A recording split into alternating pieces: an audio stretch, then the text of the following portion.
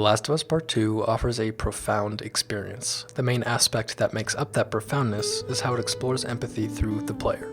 Let me explain.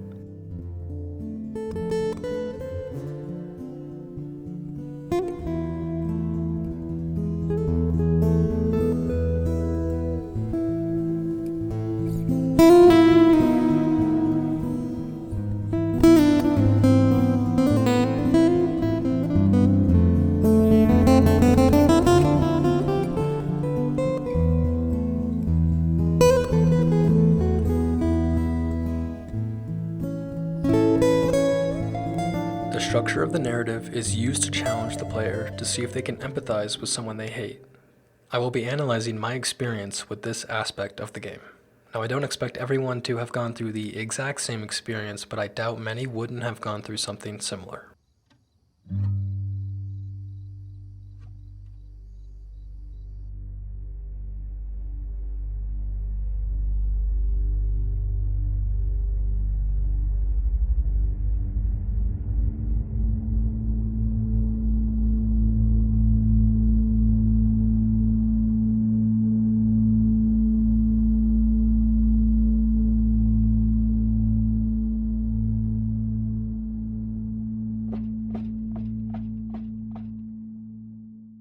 The introduction is all about lighting a fire under the player. It switches between Ellie and Abby's perspectives after a 4-year time skip. Through this introduction, the player doesn't see Joel. He is mentioned several times, but that's about it. It puts us right into Ellie's shoes, who has not connected with him for years. Similar to the player, who has only seen him for a few minutes in the prologue after the long wait for the sequel. Then Joel decked him. More of a push. And then you got mad at Joel. That part confused me. It was a strange night, man. The player is given a reintroduction to Ellie and Jackson, and a cryptic introduction to Abby and her crew. Everything up to the inciting incident sets the tone and for the gut punch that will be given to the player.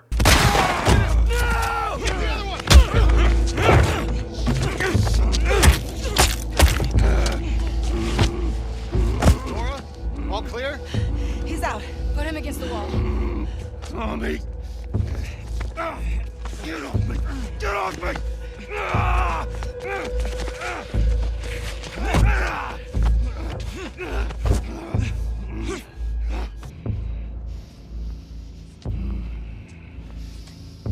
You stupid old man.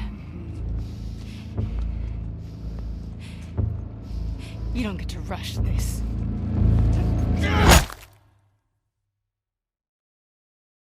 Ellie finds Abby torturing Joel in a cabin with her crew. Through Ellie's eyes, the player watches helplessly as Joel is brutally murdered. Put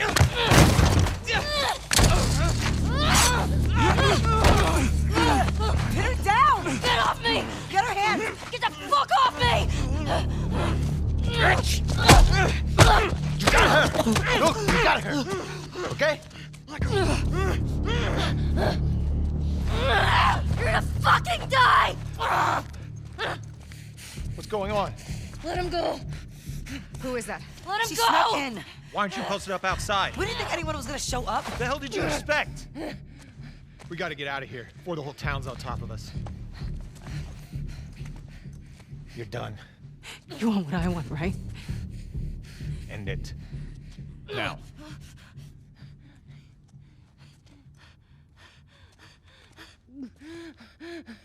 Joel, get up. Joel, fucking get up. Please stop. Please don't shoot. Joel, please get up. No!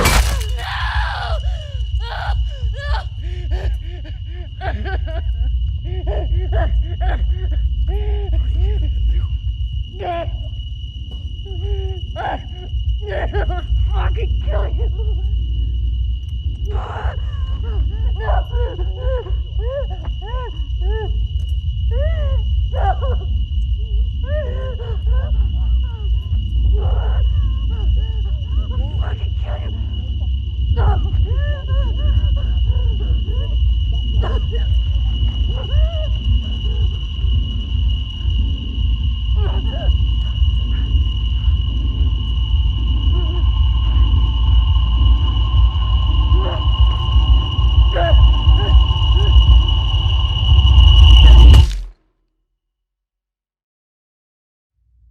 This is the fire that is ignited, the player's hatred for Abby.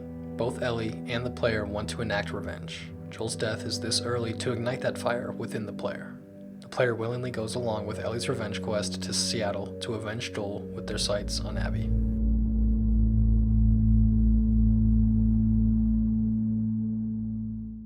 Ellie's 3 days in Seattle are all about making the player question Ellie's revenge quest and motivations while demonizing Abby and her faction. The first day is pretty slow to give the player time to process Joel's death. This is where Ellie and the player learn about the WLF, their aggressive nature and massive numbers. The WLF seem villainous because of their lack of empathy towards strangers, killing them on sight and setting traps. It starts to beg the question of whether revenge is worth it. Yeah, they are. Do you think there were gonna be this many of them? Tommy said this was a possibility. Does that change anything for you? No? Although Ellie and Dina aren't just here for revenge, but for Tommy. This forces them to at least find Tommy before returning. Ellie doesn't really have any significant changes on day one, nor does the player's perception of her. The most notable thing, aside from the pregnancy adding urgency, is Ellie's flashback with Joel. It's a nice flashback that reminds the player of what was lost with Joel's death and why they're in Seattle, most likely strengthening the player's resolve.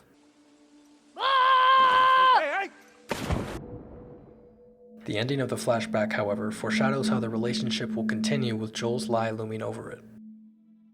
The second day continues making the player question Ellie and her journey as she fights her way through the brutality of Seattle. Jesse shows up during this day and serves as a reminder of what Ellie left behind in Jackson for revenge. And, well, Tommy. Kind of. Halfway through the second day, the player is presented with another flashback where Joel and Ellie, despite having an awkward relationship, bond like they used to.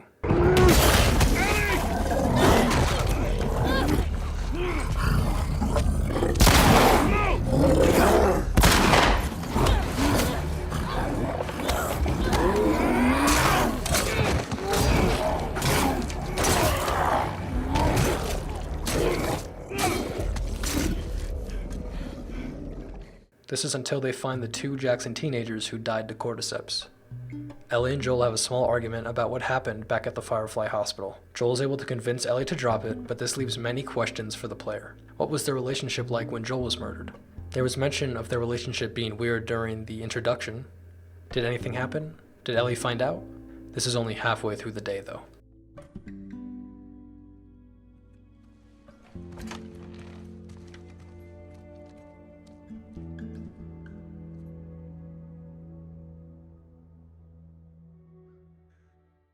Ellie makes the infamous trek to the hospital, where she finds and tortures Nora in search of Abby. There's the hospital.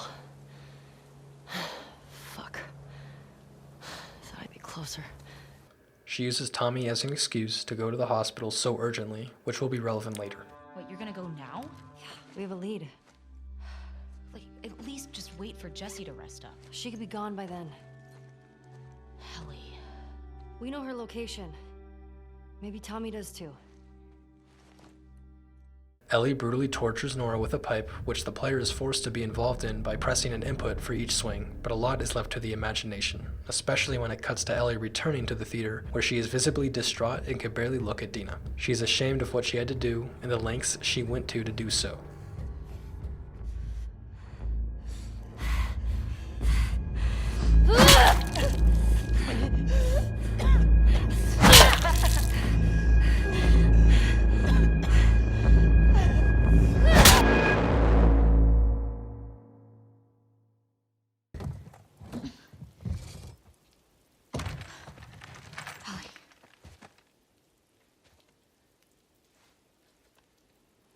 Are you okay? Christ. Is that your blood?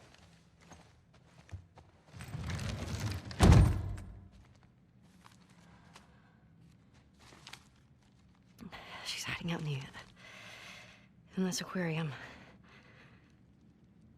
Okay. Come on. Let's get you cleaned up.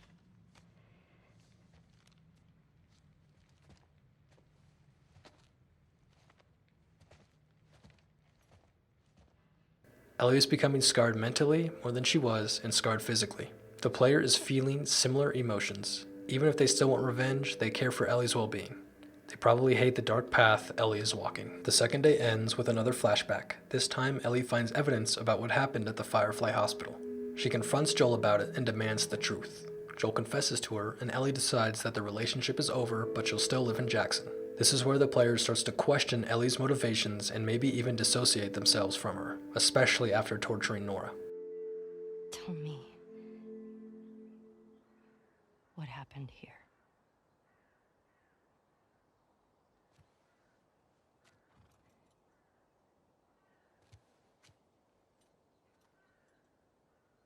If you lie to me one more time, I'm gone. You will never see me again. But if you tell me the truth, I'll go back to Jackson.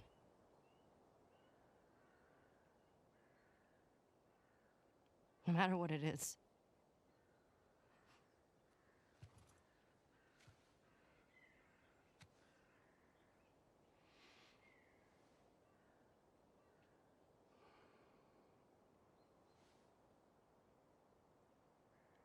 Just say it. Joel.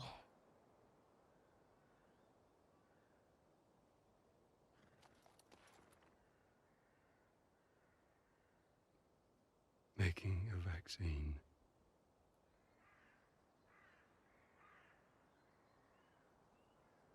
Would have killed you.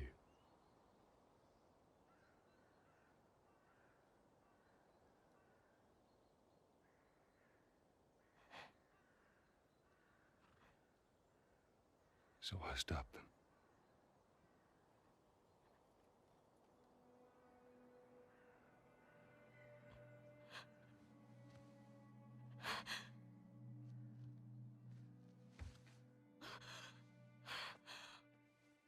Oh my God.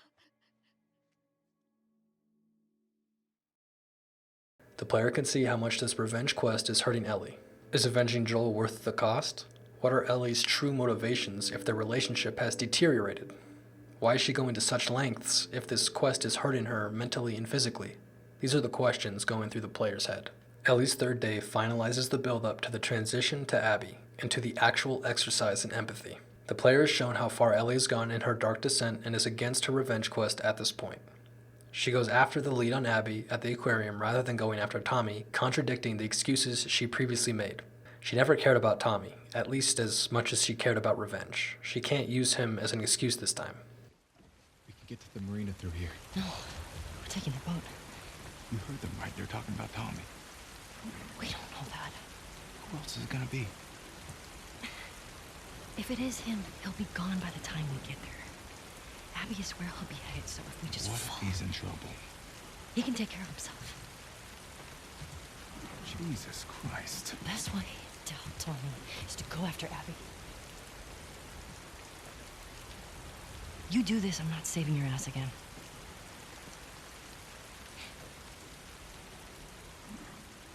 I really hope you make it.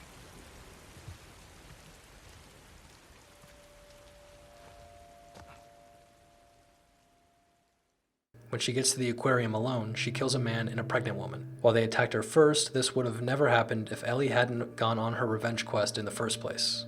All it has done so far is breed more destruction. When Ellie realizes she killed a pregnant woman, she is reminded of Dina, a snap back to reality about how much destruction and despair she is putting on her friends, herself, and others. The player wants Ellie to just drop it. She, at this moment, wants it to stop as well, regretting everything.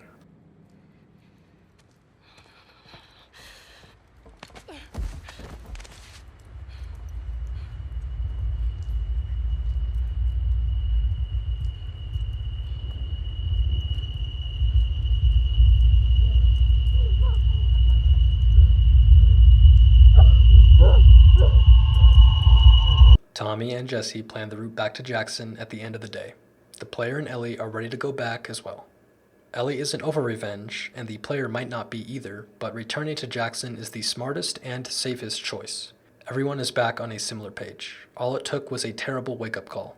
Everything seems to be going alright until Abby shows up and kills Jesse and presumably Tommy. This reignites the player's hatred for Abby. Jesse, stand up! Hands in the air, I shoot this one too. Don't you do it, Ellie. Get out of here. Stand up! Now! Don't you fucking dare! Shut the fuck up! Fuck. All right. Stop! Stop! You killed my friends. We let you both live. And you wasted it!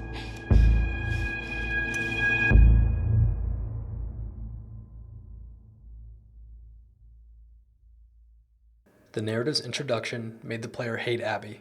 Ellie's 3 days were about making the player question whether following that hate to fulfill revenge is worth it. It also creates some distance between the player and Ellie to gear up for the switch in perspectives. An important thing from Ellie's 3 days is that the player learns very little about Abby outside of what she did to Joel, Tommy, and Jesse. From Ellie's perspective, Abby is still the villainous monster that murdered Joel. She and the WLF have done nothing but evil acts against these characters. The way Abby shows up at the end of the day only reinforces this. The player and Ellie now have to stop her from harming anyone else, which means getting revenge. Killing her would end this insufferable journey. However, the clock resets, saving Ellie and Abby's confrontation for later.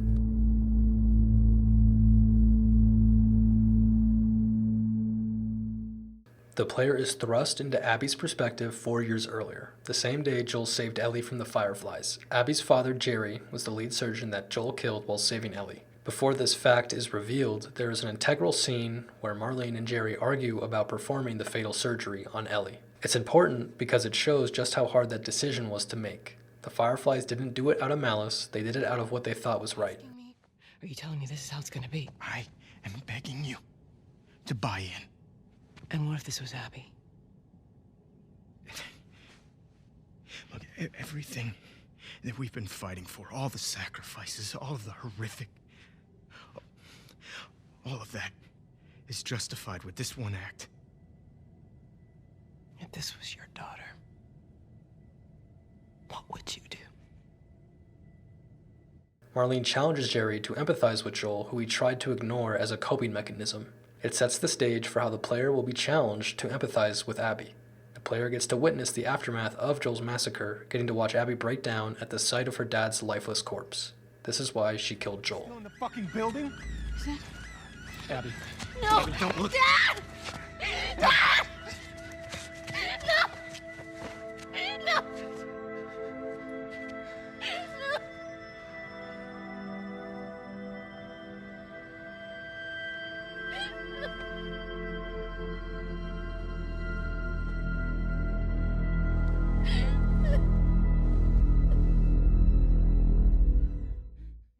The player is also shown her perspective after the execution, something Ellie didn't get to see. Abby's reaction showing her regret. She thought she would enjoy killing Joel, but it only made her feel worse. The player can see this through Abby's face and how she decides to spare Tommy and Ellie. No!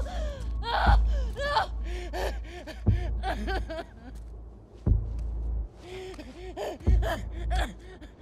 Ingel, pendejo. I'll fucking kill you! Whoa, what are you doing? Manny. Cleaning up. No. We're here for him. That's it. It's too risky to leave them alive. Too fucking bad. He's right. We can't have loose ends. We killed them. We're no better than he was. They didn't do anything wrong. Yeah, look at my face. Fuck your face. You should have been guarding the upstairs like I told you to. Move! Back up. Calm down. Or what? Back the fuck up! Calm down! Jordan! You shoot me? Stop! We're done. This new information provides a reason for why Abby did what she did. At this point, most players, including myself, still don't care. To understand someone, one needs more than some brief information. Some might say they need to walk a day in their shoes, or in this case, 3.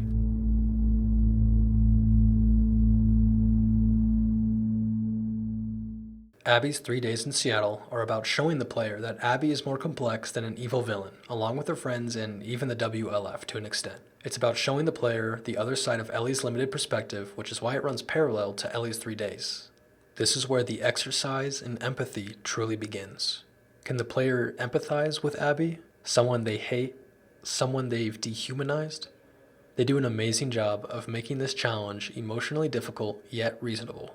The beginning of Abby's first day shows the player a portion of her day-to-day life in the WLF. They see where she eats, sleeps, and trains. The player gets to see the other side of her, the WLF and her friend Manny, the man who spit on Joel. They aren't always villains, they have multiple sides. Like Manny is someone who deeply cares about his family and friends. This is something that will be a common trend in her 3 days. The player will be shown different sides of these characters in groups. Hi. Hey, I actually cleared you for active duty. barely. You could probably get a stay if you ask. I'd rather not sit around if I don't have to. No one's okay with this? Why would it be up to Owen? We need to grab Alice on our way. Hey. Do better.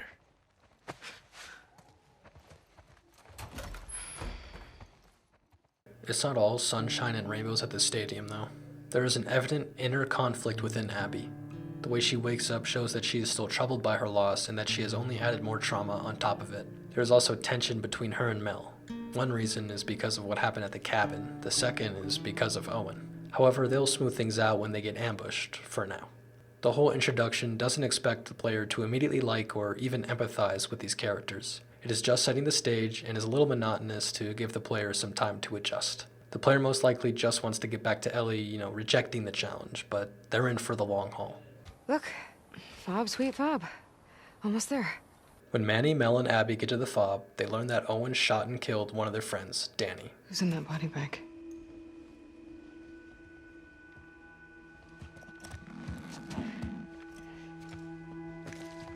Holy shit. It's Danny. Who is that again? Owen is the only other character the player has been properly introduced to in the beginning from Abby's crew, and he's always been someone who tries to do the right thing. He was against Joel's death and his torture, and he helped convince Abby to spare Ellie and Tommy. But now he has killed a friend? I've already said it, but again, showing us the other sides of these characters, for better and for worse. It isn't necessarily about showing the player how good these characters actually are. It's about showing their dimensions. The reaction to Danny's death gives them a human moment of grief, even if the player doesn't really care. A flashback with Abby and Owen occurs 3 years earlier, where they explore an abandoned aquarium. The player gets to see them having fun with each other. It's a positive memory until the end of the flashback when Owen tries to move forward with their relationship, but Abby refuses because she wants to focus on revenge. This flashback explores Owen and Abby's relationship and how Abby's obsession with revenge ruined it.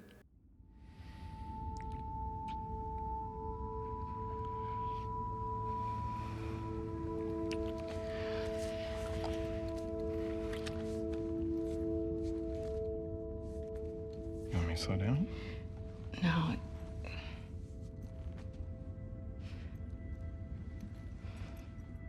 Is it this? It's this, isn't it? You are disgusted by it. Come on, Ab. I'm sorry. Don't be sorry. Talk to me.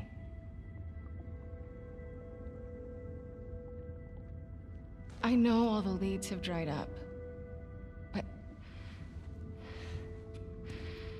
Joel's still out there, you know? I know. Everything up to this point has been methodical to give the player time to adapt to Abby and begin to understand her and her friends, at least a little bit, showing how complex they actually are. Even if the player doesn't care much yet, the seeds have been planted for Abby to grow on the player. Abby goes to look for Owen since he went AWOL after shooting Danny. She goes by herself to the aquarium that was just given significance. This section is important because it gives the player time to see what she is like alone. It gives the player time to learn even more about her personality. That guide you right off a cliff. Oh, God. Ooh, someone wants to get laid. Crazy bitch. Do you even know what you were starting? That's sweet, in a fucked up kind of way. She's eventually captured by Seraphites.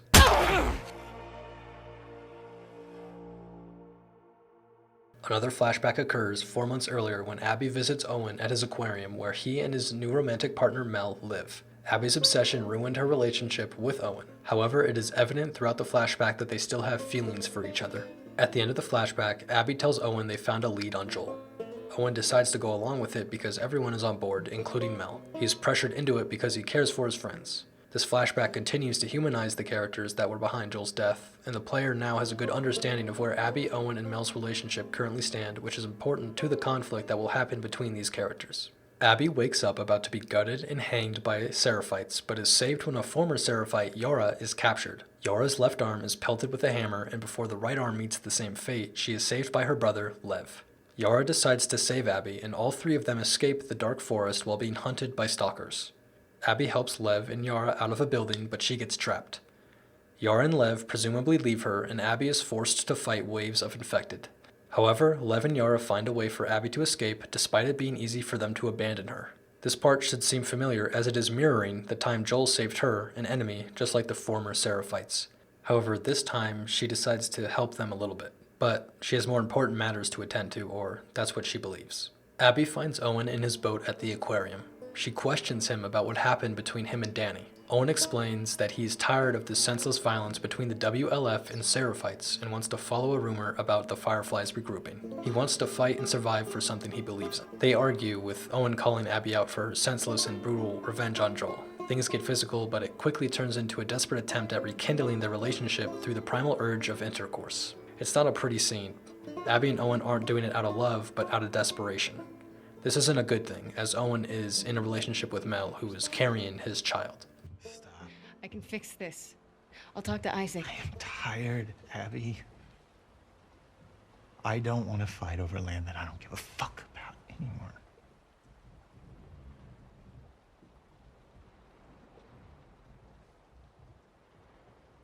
I'm going to Santa Barbara.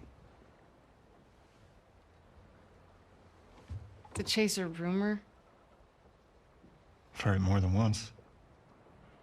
The Fireflies aren't regrouping. They're gone. It's a lead. I gotta see it through.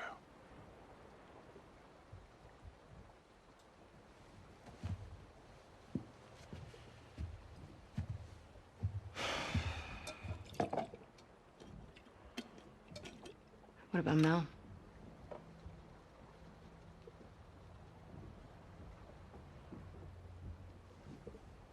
She'll be safe here.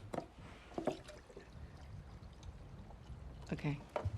We'll talk in the morning when you're sober. Don't do that. Do what? Treat me like I'm fucking insane.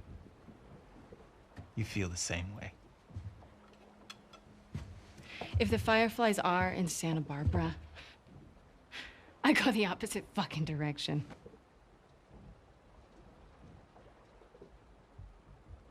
What? Nothing. Sorry I grew up. You should try it. Oh yeah? How do I do that, Abby? Should I go find the people that killed my family? Cut into them? I could torture them until they're crying, you know?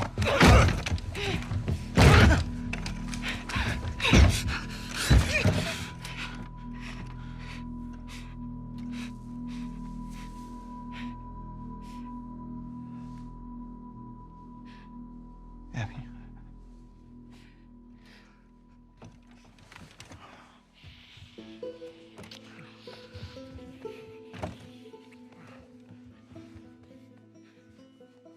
The day ends with Abby's nightmare about the day her dad died, but instead sees Yara and Lev in his place. This represents Abby's guilt for Joel's death through Yara and Lev. The night before, Owen implicitly pointed out how pointless Abby's revenge was. However, Abby can't change the past, so she will have to do what she can in the present.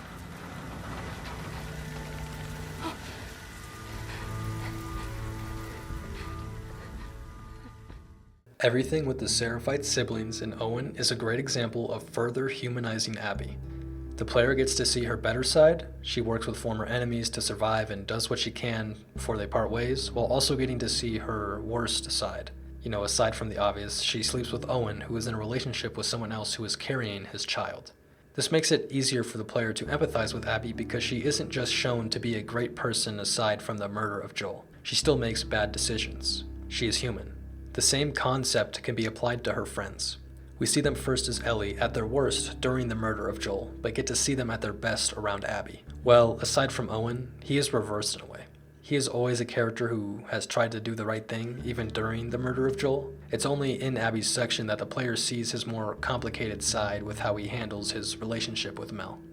Anyway, this all further conveys the idea that no one is good or bad, just humans who do good and bad things. The player doesn't have to love these characters yet or at all.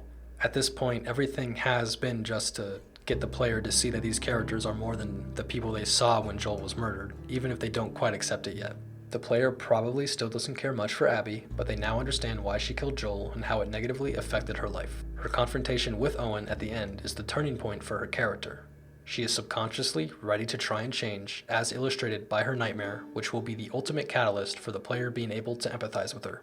Abby goes back for Yara and Lev and brings them to the aquarium where Mel shows up. There is even more tension between Mel and Abby because of the affair with Owen, despite their best efforts to clear the air the day before. However, there are more important things, like saving Yara. Mel diagnoses her, but they don't have enough resources to treat her. Abby instantly volunteers herself to get them from a WLF hospital. Lev goes with her too because he knows the quickest route.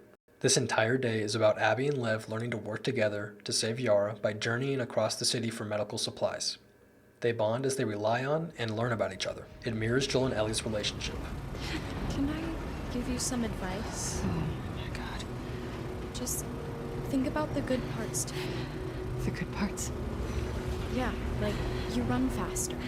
You're more focused. Holy fuck. You don't feel pain as much. Every bad feeling, your palms sweating, your heart racing, they're all signs you're actually strong. So when you feel afraid, you should think about how your body is getting ready for what's coming. Only when weak may I carry my true strength. What's going on between you and your friend Owen? Oh my god, Lev, now? It seemed really awkward. Just go! Did you hear what they called me? Yeah. Do you want to ask me about it? Do you want me to ask you about it? No. Okay. Got your present.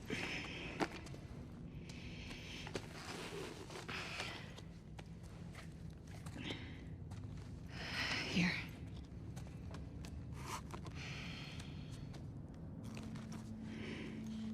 We're taking too long.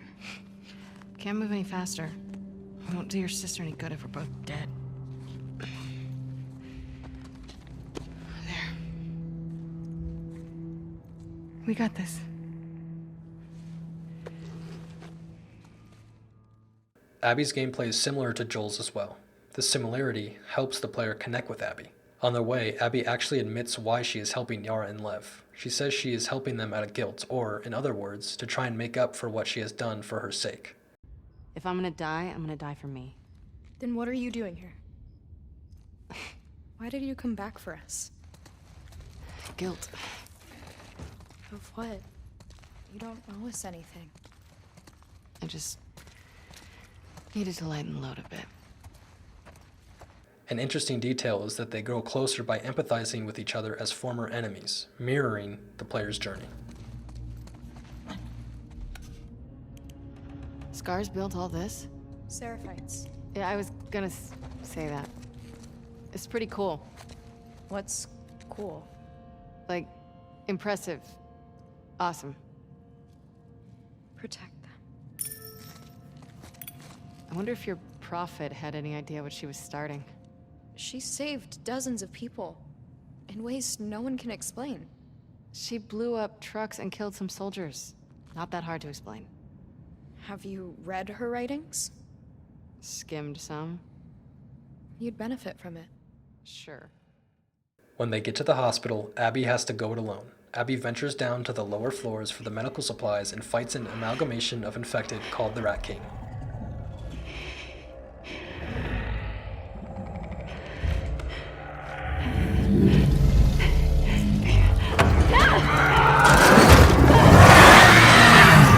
The The Rat King symbolizes Abby's demons that she has been struggling to leave behind so she can move forward, past her guilt. Abby acquires the medical supplies and gets them back with Lev in time to save Yara.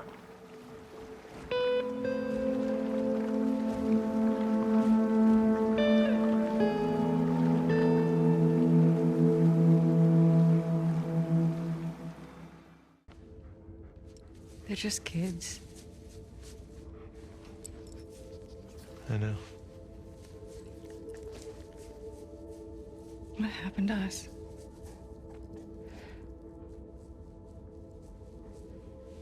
Maybe we stopped looking for the light. Maybe.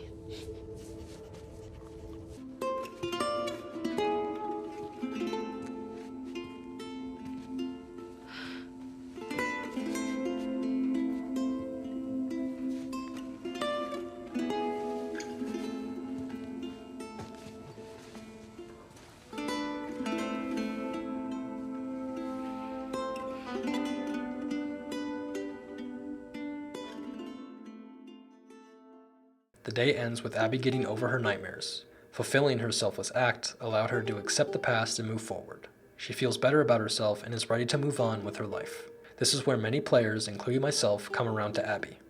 The player has walked in her shoes for 2 days now and got to see her as a human trying to better herself. However, it is understandable if the player still doesn't like her, but hopefully they have come to at the very least empathize with her. There is still one more day though.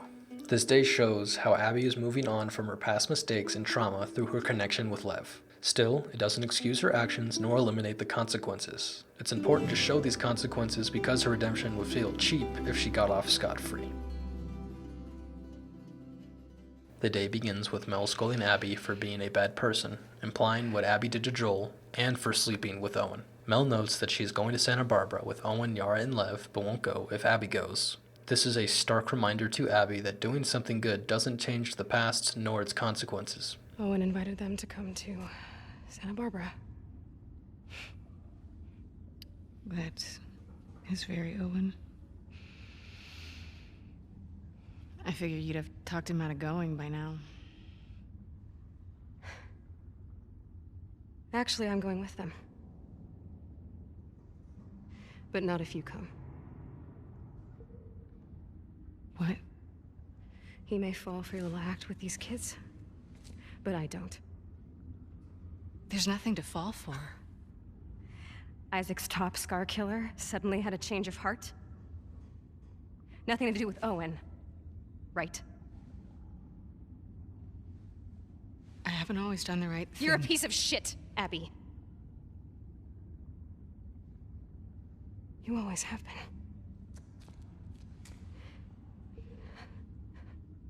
I'm done with you. You want to do right by these kids? Get out of their lives before you screw them over too.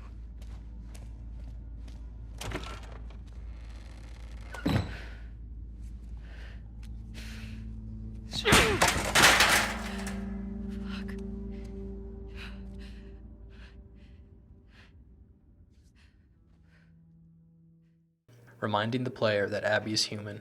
She isn't immune to consequences. The player already knows that Owen and Mel are going to be killed by the end of the day by Allie. If the players manage to empathize with Abby at this point, there's going to be a sense of tension due to the dramatic irony. Abby and Yara go to the WLF docks to steal a boat to get to the Seraphite Island, where Lev runs away to retrieve his diehard believer mother. Abby runs into Manny, and together they fight against a sniper revealed to be Tommy. Abby, what the fuck? Manny. You by yourself? Yeah. Shit. This sniper's a fucking bro. The sniper section is really good. While I suspected it was Tommy early on and knew it was when he started shooting cars to direct the infected towards me, I think it effectively connects to the theme of empathy. Even if the player knows who it is, they still see him as an obstacle, and a mighty one at that. By this point, the player is probably warming up to Abby and cares about Tommy. They want to see Abby and Yara succeed in getting to Lev, but they don't want to see Tommy die. Of course, the player knows both Abby and Tommy survive until the end of the day, but it still stirs up some conflicting emotions within the player. This is just a warm-up to what is to come by the end of the day.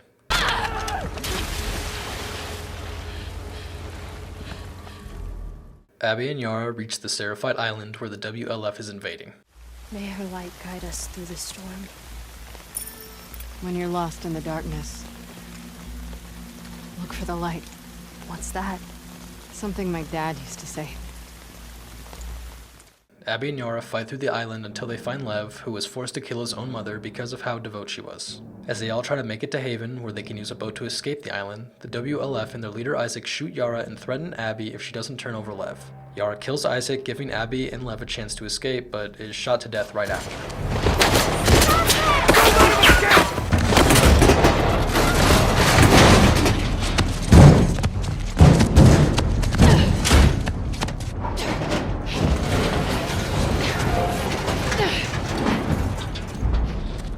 We need to move. She's gone. Oh my god, she's gone. Come on. Those were your fucking people. You're my people. Listen to me. We're gonna have to fight to get out of this, okay? And then I need you to show us to those boats. We don't let anybody stop us. Yeah? Okay. Okay. Follow me. Lev has just lost his sister and mother, along with being emancipated from the Seraphites. Abby has lost her friend Manny and has been emancipated from the WLF. Abby still thinks Owen and Mel are alive, but their relationships are complicated, and the player knows they are dead. Abby and Lev only have each other at this point, and they have to stick together to survive the island. This is where most players will fully care about Abby. They have been with her through thick and thin and have seen her growth through her connection with Lev. Abby and Lev make it off the island, and when they get to the aquarium, they find Owen and Mel dead.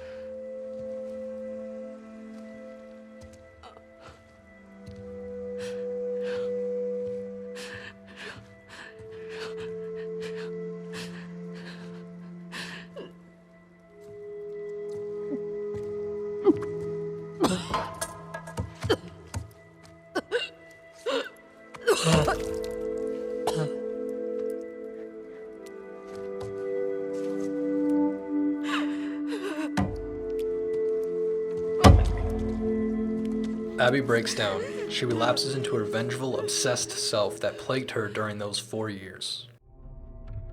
Abby and Lev sneak into the theater and hold Tommy at gunpoint, kill Jesse, and force Ellie to disarm herself. The story has come full circle, back where Ellie's third day left off, except the player is still in control of Abby.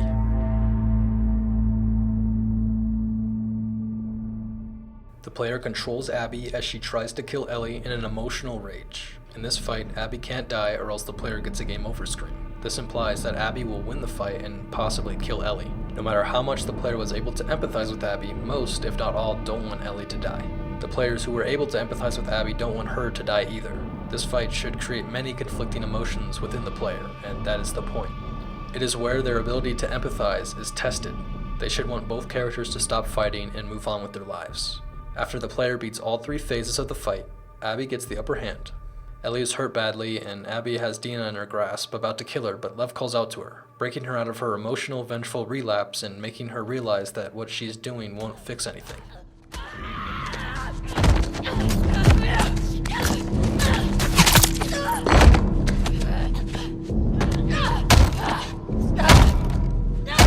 Stop! She had nothing to do with it. She's pregnant. Good.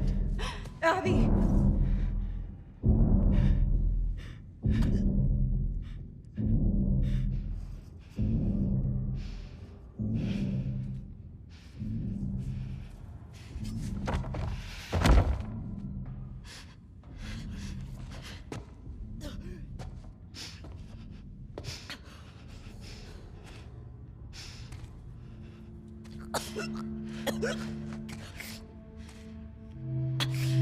Don't ever let me see you again.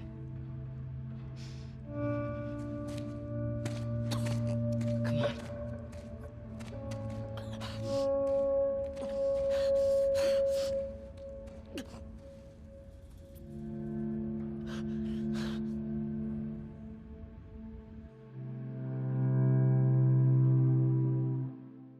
Abby has grown as a person, and hopefully the player has too by learning to empathize with her, someone they initially hated. I loved Abby by the end of this day, and I'm sure there are many other players that did as well, but it's perfectly fine if the player didn't end up loving or even liking her, as long as they understand her perspective. This also just isn't limited to Abby, but her friends and the factions in Seattle to a lesser extent. That's where the challenge for the player mostly ends. The rest of the game is about Ellie's journey, and while empathy is still a relevant theme, the focus isn't on the player. There is a sort of second test at the very end when Ellie and Abby rematch, but I feel like going over it wouldn't add anything I haven't already said. The structure does an amazing job of making the player demonize Abby and then making them care for her, or at least empathize with her. I think when it switches over to Abby, it rides a fine line of showing her different sides, making sure not to paint her as a saint, as that would make it harder to empathize with her, because one could feel the heavy hand of the writers. I personally didn't feel that with its current state. Of course, not everyone had this experience for many different reasons, but this is the effect it had on me, and I'm sure others can relate. This is my favorite aspect of the game, and I'm glad to finally be analyzing it because it is one of the several aspects that make this experience so profound and why this game is one of my favorites of all time.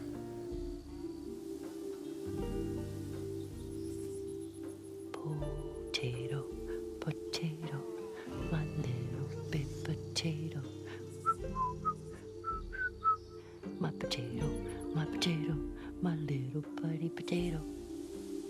What a big boom. Yeah, that's my buddy.